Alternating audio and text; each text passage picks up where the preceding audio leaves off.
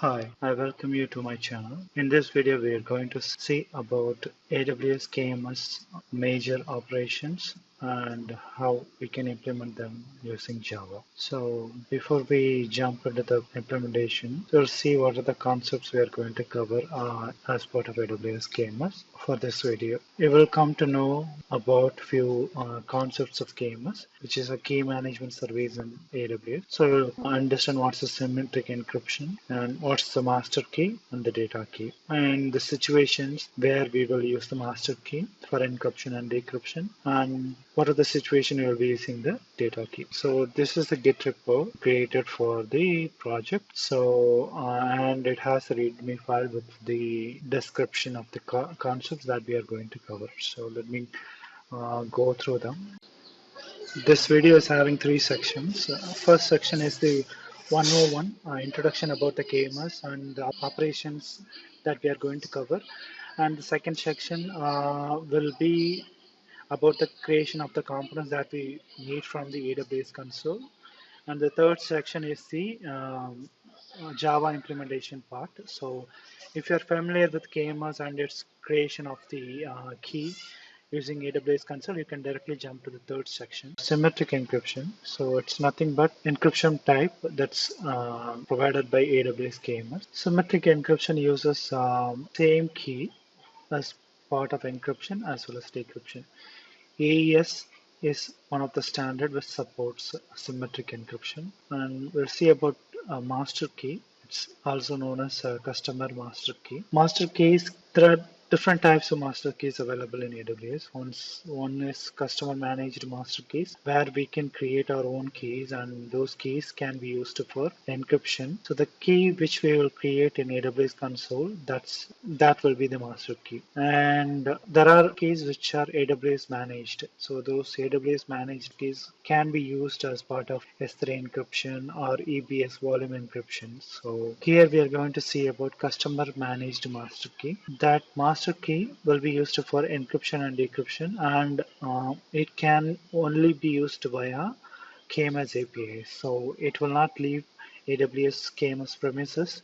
It will stay in AWS, so it can use them only by calling AWS KMS APIs, and it can only be used to encrypt or decrypt data within the length of 4 keys. So when you have a requirement to encrypt a complete file or a large amount of data, then you will have to use data keys. So data keys can also be generated by using AWS KMS APIs. So I'll be using few API calls of AWS KMS that will give you the data keys as response. Those data keys can be stored in your local machine and can be used locally for encryption and decryption of large amount of data, which is more than 4 KB. Those data keys can be generated as many times as you wish. So this data keys will not stay or be managed by AWS KMS. It will not be visible in the KMS console. Every time you use the KMS API to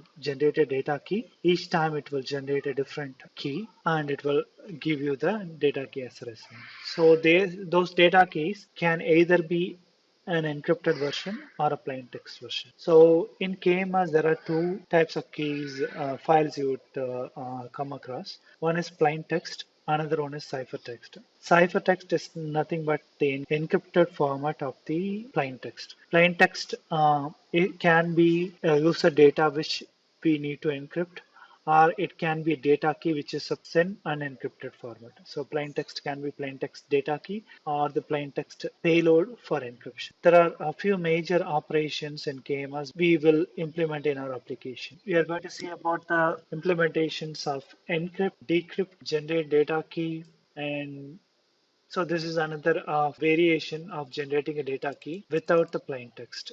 So plain text is an unencrypted format of the data key. So if you don't want that, you can just get the encrypted data key alone using this API. So generate data key will give you plain text as well as the encrypted data key. Plain text has to be used to encrypt and decrypt. So once the plain text is used for encryption, it can be removed, it can be deleted, and the encrypted data key can be stored for future purpose for you to decrypt the data which you have encrypted using the data. So that encrypted data key, while you are decrypting it, it should be decrypted again by the master key. And once you decrypt the encrypted data key using the master key, it will give you a plain text data key. You can use the plain text data key again to decrypt your large amount of describe key. It will give you metadata information about the master key.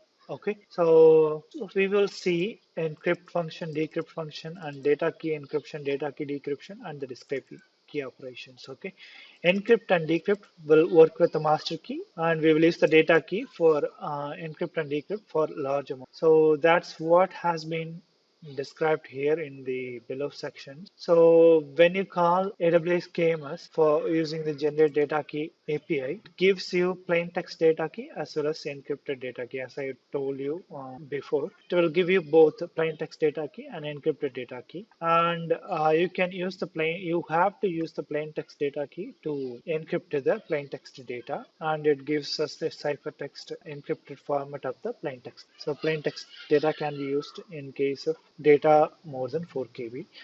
And customer master key here, and you have an encrypted data key. Later you are trying to decrypt the ciphertext. In that situation, you have to call the customer master key, decrypt the data key first, then it will give you a plain text data key. Then you can use this plain text data key to decrypt this ciphertext. You cannot use the data key as the encrypted format. You have to decrypt to use it over the plain text data. Okay, I'm going to do the implementation using AWS SDK version 2 for Java. Okay, that documentation link I have provided here. And AWS SDK for Java. This is a parent link for the Java SDK.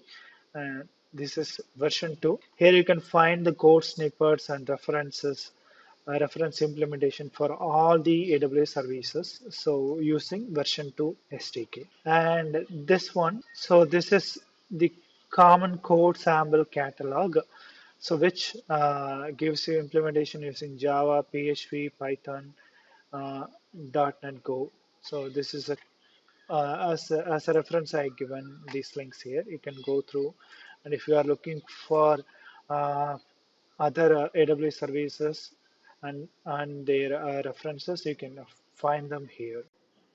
Now I'm in the AWS console. We'll see the components that we will need to proceed with this implementation. So this is the AWS console. We will need IAM user. With that user's programmatic access key and secret key, we are going to access the KMS. So I have only one user, single user. This is the user going to be the administrator for that key as well as the user of that key. The user has the allow permission for the KMS operation. You can see that here. And if you go to the KMS section, you can find the master key, which is created by me. So that's the key we are going to use in our program. This is the key ID. Let's explore. This is the ARN. So we will need this ARN to be configured in our application. You can see the ARN given here as a property, and the access key and the secret key from the user. So let's go and see the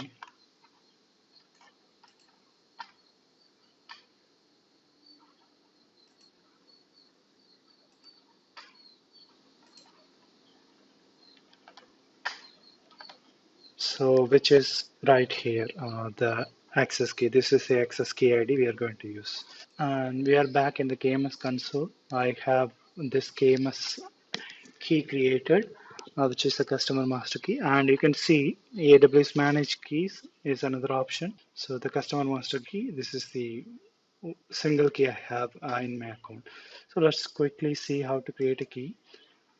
So click on create key, then come and choose the symmetric. Go with the default option. You don't have to configure anything at all. Just click next and give the alias name description. So I'm giving a dummy alias and proceed.